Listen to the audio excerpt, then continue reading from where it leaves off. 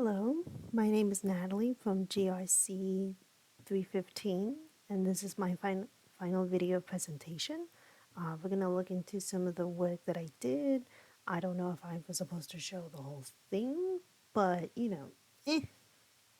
I'll show you what I got. So, we did the fairy tale, the fable stories. I picked The Princess and the Pea, and as you can see, the three sections of the main plot of the story. And I still find it weird that the princess, having to put up with everything, still ended up with the prince. So that part never made sense, even as a kid. So, whatever.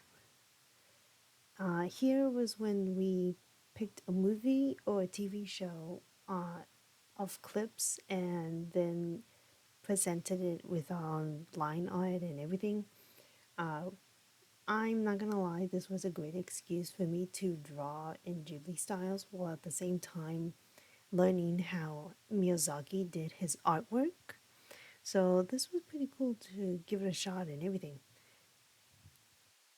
This one right here was the comic art, and let me. Oh, crud. What was the keys again? Oh, never mind.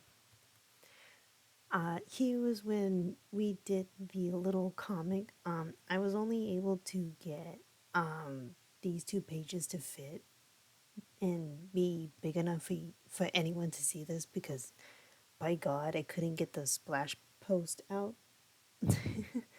But as you can see, I did the very best I can.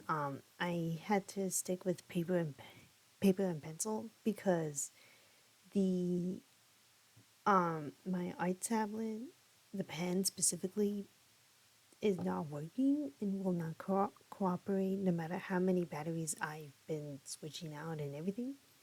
So, yeah, I did notice that, well, first of all, spelling is not my forte, nor is grammar. I don't know if you can tell that from the way I talk, but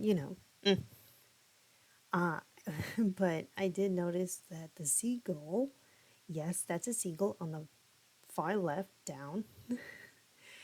I accidentally spelled his name Prickles. It was supposed to be Pickles, but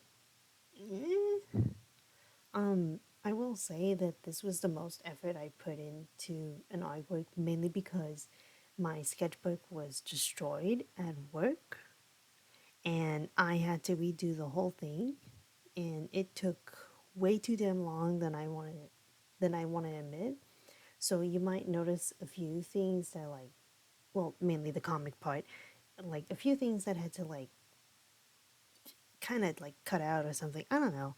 It was just a struggle to get it done.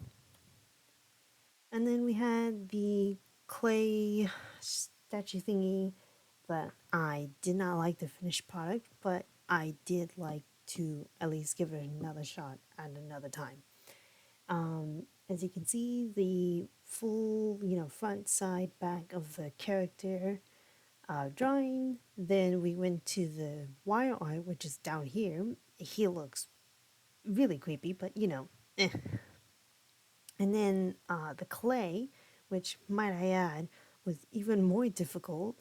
And it doesn't help that the product says that it can like damage like clothing or something like that. So that was a whole lot of anxiety to deal with.